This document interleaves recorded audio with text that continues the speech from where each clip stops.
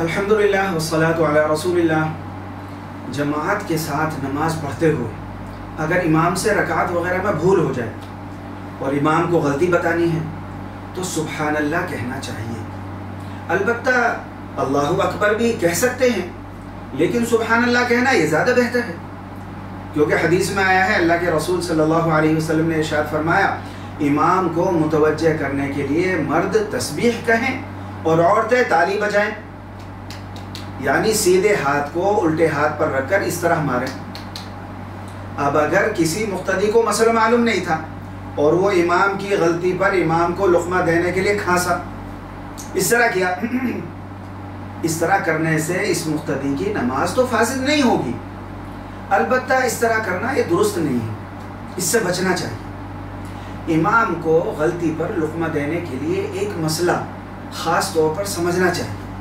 जिसमें आम तौर पर लोग गलतियां करते हैं। वो मसला ये है, अगर इमाम 3 या 4 रकात वाली नमाज में 3 या 4 रकात वाली नमाज में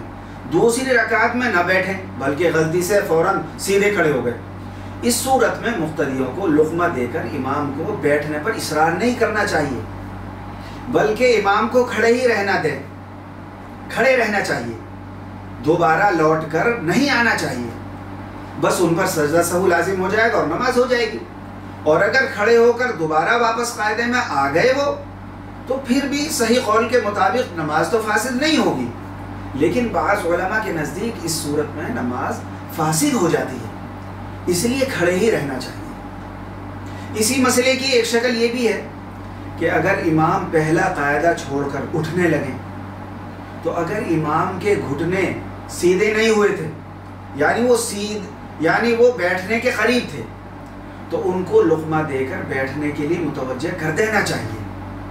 इस सूरत में इमाम के कायदे में लौट आने से सजदा सहू भी लाजिम नहीं होगा और नमाज बिल्कुल सही हो जाएगी। लेकिन अगर उनके घुटने सीधे हो गए थे, यानी वो खड़े होने के करीब थे या खड़े ही हो गए थे, तो फिर उनको खड़े ही रहना चाहिए, फिर वापस आने की ज़रूरत नहीं है।